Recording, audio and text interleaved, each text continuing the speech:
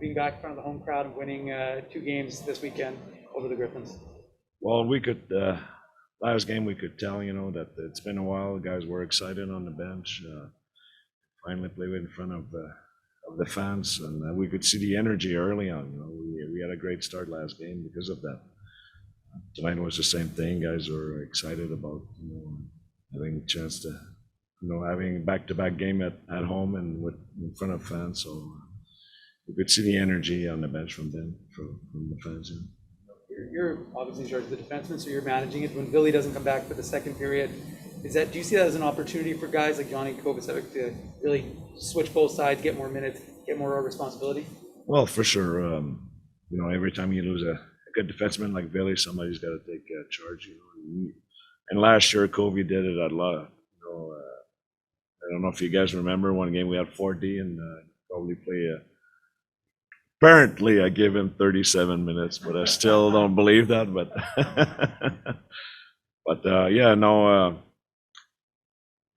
the fact that he has to play on the left side, right side, and kind of showcase yourself in front of the Jets. With Chevy being here, and maybe Paul was here too, but to see that he could be an option if something happened up with the Jets, I think it's always a good or a great opportunity for those players to do or show something that they could do to help the Jets. So obviously playing with 5D, we could see that our guys were getting tired later on in the game. It's early in the season. Yes, they're in good shape, but they'll get their game shape maybe around 10, 15 games into the season. It was getting tough at the end. A goalie question for you. Yeah. Burden, interesting character. Yeah. We just talked to Arvid. I've talked to him for the first time. Also an interesting guy. What have you noticed about him since you got to know him? Have you ever met a goalie that's not interesting? I don't know. I haven't met one yet, so they're all bizarre.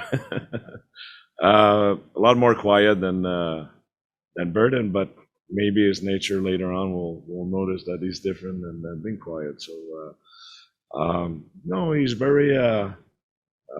We had a meeting last week in Toronto, and I thought he was very. He had to present himself and and tell the boys what they could do if to help the team have success, and it was pretty interesting what he had to say about helping the team succeed. So.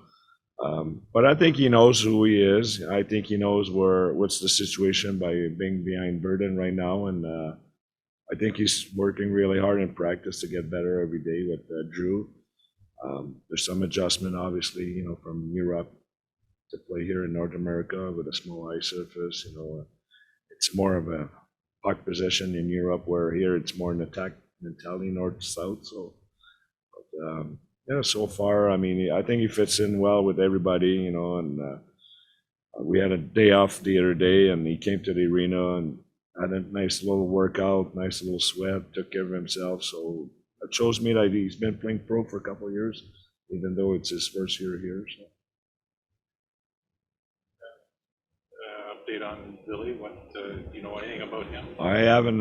We haven't seen the medical stuff yet, so probably later on.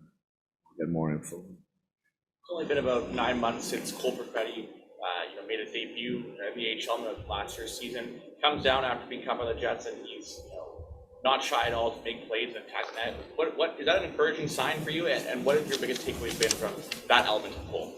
Yeah, no, we saw last year that it took him a good 2 months, or I'd say 15 games to. He was always efficient on the power play, but to figure it out, the game of 5-on-5 at the pro level, the pace is not the same. Guys are a lot. Because in junior, you could hang out to the puck forever, and guys are.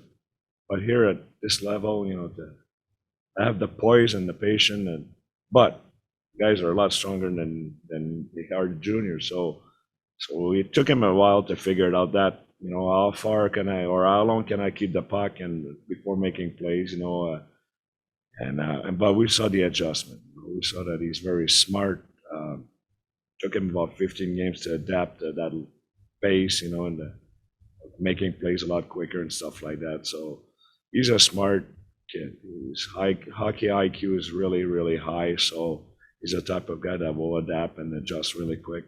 I think right now it's just of getting back to, okay, I played the first 2 games with the Jets, or I was with the Jets the first week. Now I got to move on, prepare myself, make sure that if they call me up, I'm ready to play at that pace. I think we could see this weekend, because we know the kid, we know he could do a lot better, a lot more, but a good player is still a good player, so we give him an opportunity. We saw in overtime how good he was, so I think it's just to get back here, put your working boots on, and get back to be ready for the next level. Last game, there was 2 instances where he, could have shot a farther shot, but he actually went to his backhand and really drove the net, and it happened after with the deflection. Him doing that, how much of it is in, getting stronger in the gym, or is it more so a mental thing for him to know that that's where he needs to be to get closer to the net? I think there's about. We could tell right away during training camp when we did a lot of a one-on-one battle with the Jets, and it's the first thing we noticed, me and Marty, how stronger he was on the puck, and so obviously he had a good summer in the gym, and contrary to the year before where he had to do the World Junior, the pandemic, and so his summer was not as long last year as it was this summer, so you could tell right away that he was a lot stronger. So I think it's a lot of confidence going to the net. I'm strong enough now to do it, but also to realize that I need to do that if I want to play in the NHL at one point. If I want to play on the perimeter, my chance of success are very limited. So I think it's to realize that, okay, I'm getting strong enough, I could do it, but also to make those play when it's time to do it. Is Nick Jones healthy, or is he injured? He was injured. Simon Lundmark is a player we didn't really know. We hadn't played over. He played some pro in Sweden. But what have your initial impressions been of him so far? Well, he's a good skater, can make plays, a lot of poise for a kid. I think it's just, and I was talking with the staff earlier, I see the same situation for every young defenseman coming from Europe. In Europe, and I played 5 years in Europe, teams don't forecheck. It's a 1-2-2, very passive. Nobody wants to be out of position because there's so much distance to get back to position. So the forecheck is not, it's not really what they're looking for in Europe. So for a defenseman, if the teams don't forecheck, you think you have plenty of time to retrieve the puck, and make plays, and nobody's coming at you, And I think that's his biggest adjustment right now, is to realize that, hey, here in North America, we forecheck like hell. It's usually 2 guys all the time. You don't have that much time, so to get quick to the puck, to have more time to make a play, or to get your info, who's coming and who's available, I think that's his biggest adjustment right now, is to get quick to the puck, to realize that, hey, we're forechecking hard here. You don't have that much, so kind of an urgency into your game. And I remember Simon Iko, his first year that he was with us, every game he got nailed. And I said, man, you like to get hit? Huh? He said, no, not really. But it's because he thought he had so much time that he could make his play. But so I think it's the biggest adjustment. But I like his skating ability. I like his poise with the puck. He could make plays. So I think it's just an adaptation that he has to do right now.